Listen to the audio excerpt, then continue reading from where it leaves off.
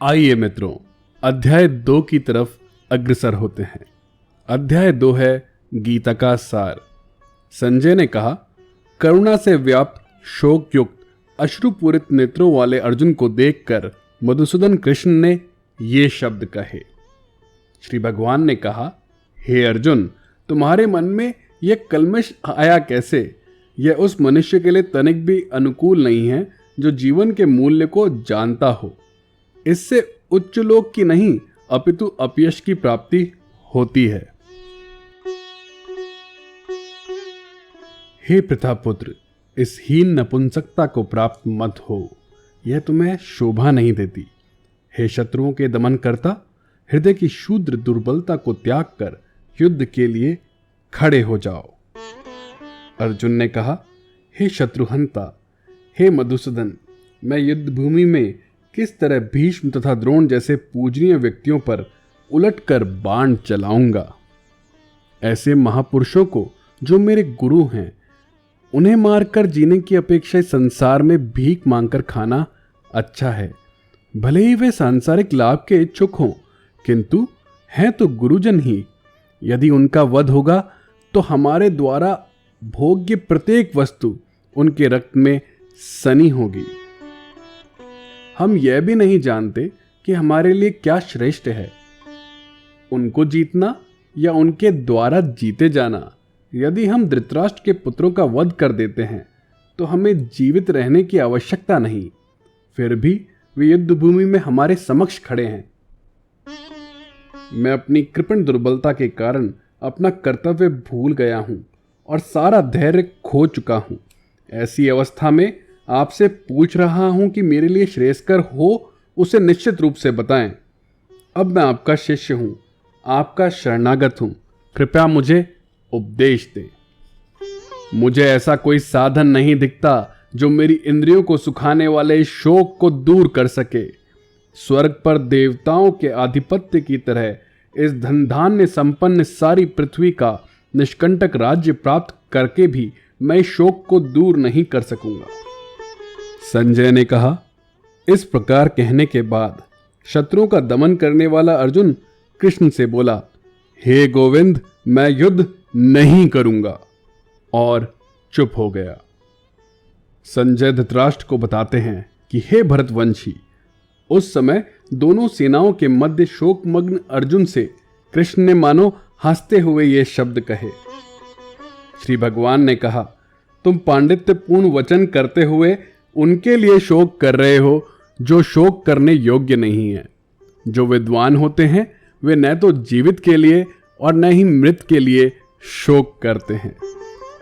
ऐसा कभी नहीं हुआ कि मैं ना रहा हूं या तुम ना रहे हो, अथवा ये समस्त राजा न रहे हो, और न ऐसा है कि भविष्य में हम लोग नहीं रहेंगे।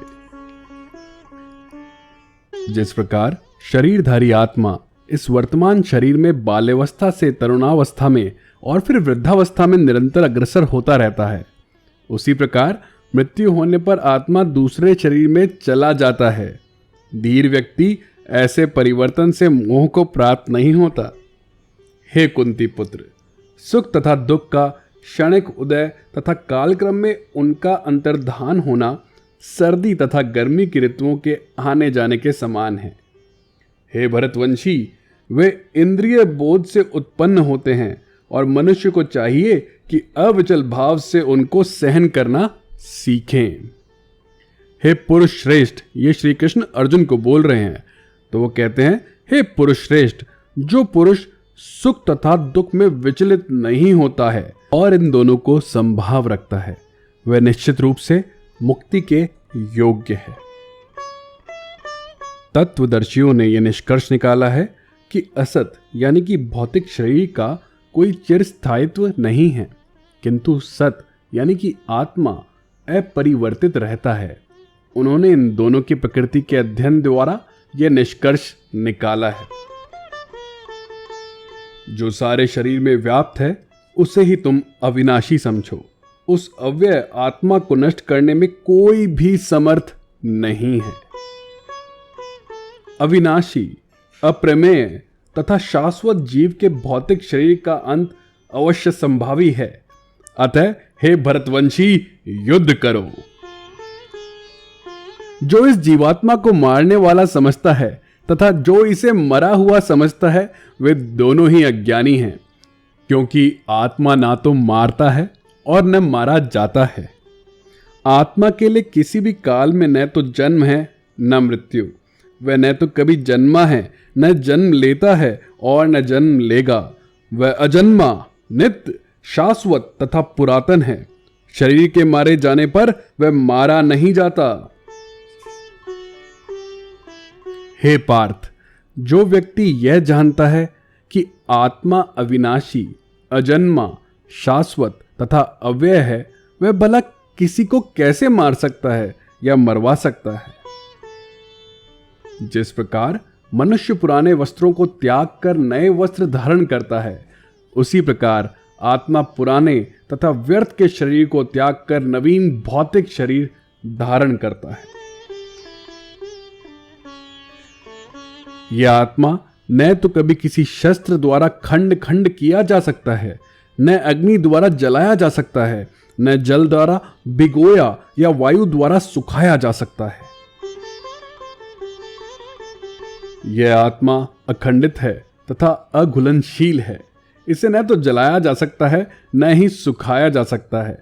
यह शाश्वत, सर्वव्यापी, अविकारी, स्थिर तथा सदैव एक सा रहने वाला है।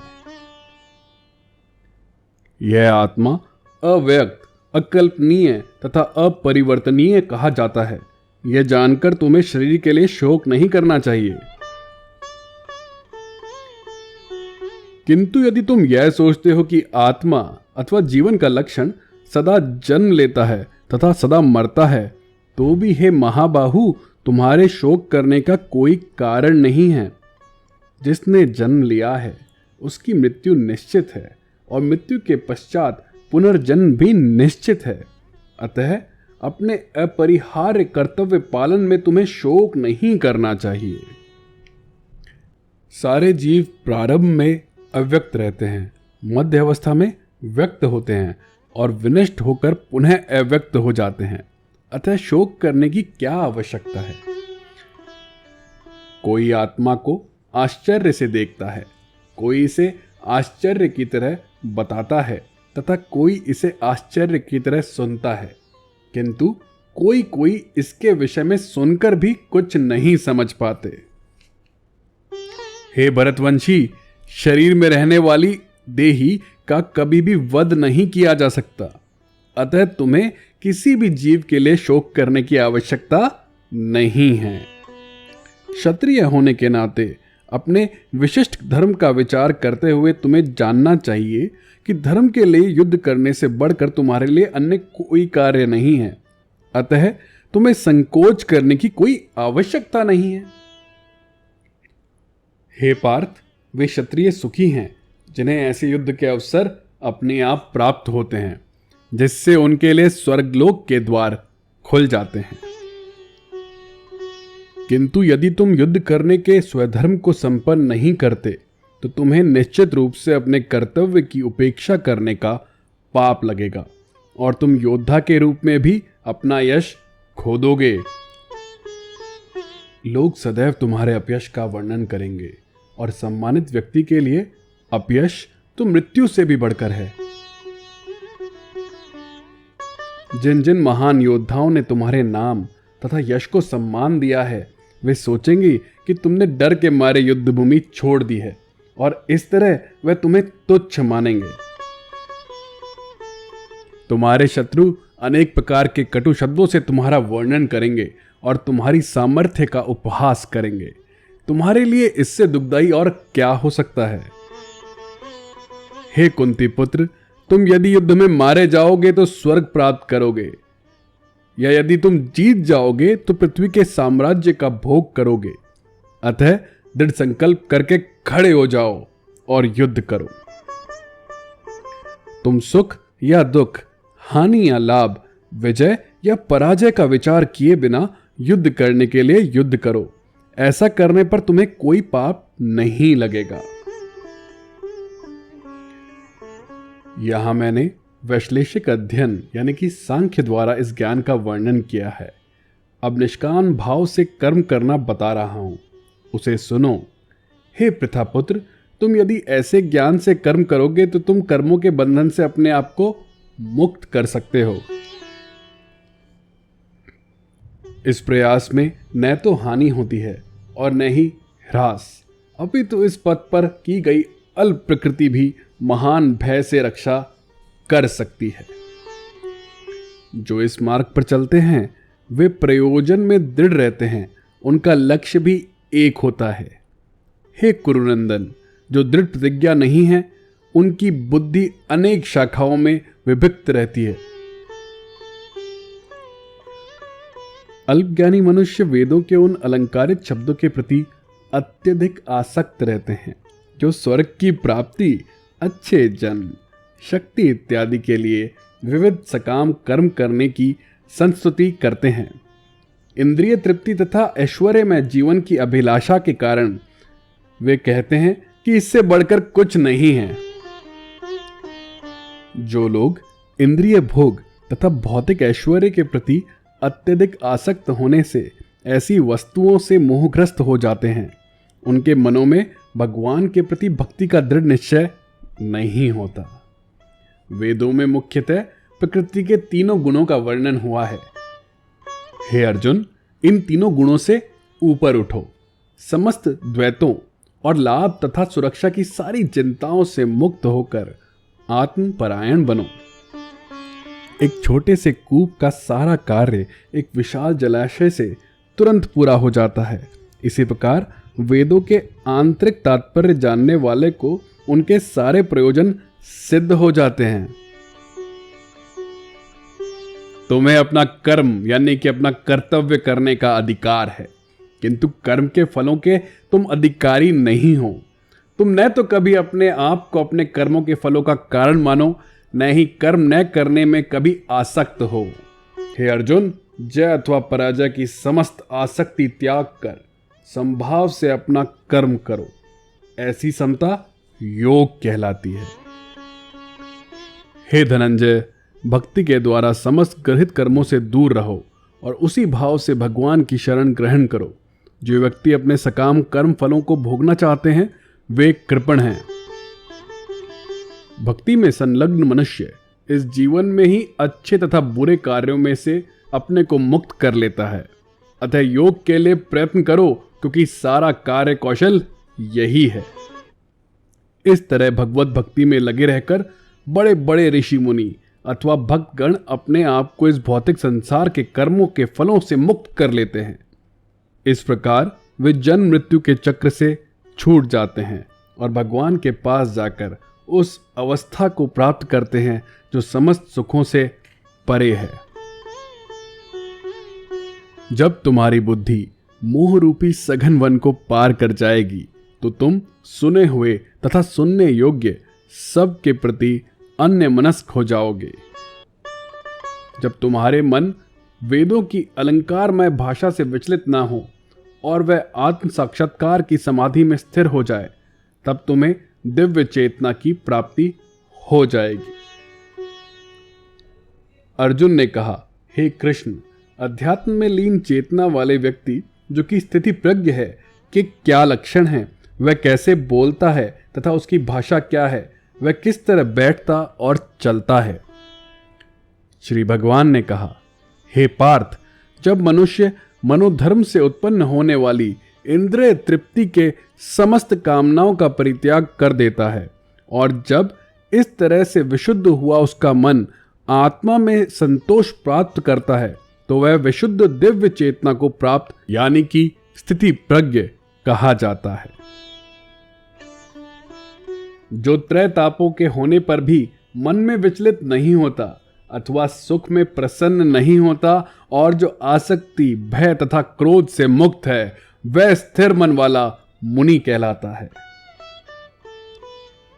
इस भौतिक जगत में जो व्यक्ति न तो शुभ की प्राप्ति से हर्षित होता है और न अशुभ के प्राप्त होने पर उससे घृणा करता है, वह पूर्ण ज्ञान में स्थिर होता है।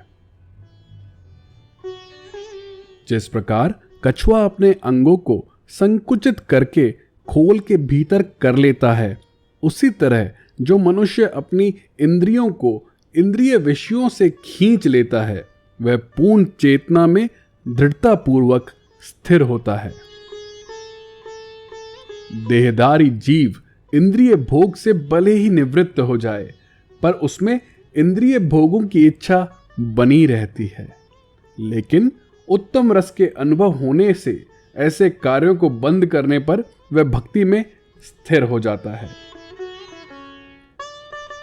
हे अर्जुन, इंद्रियां इतनी बलवान तथा वेगवान हैं कि वे उस विवेकी पुरुष के मन को भी बलपूर्वक हर लेती है जो उन्हें वश में करने का प्रयत्न करता है।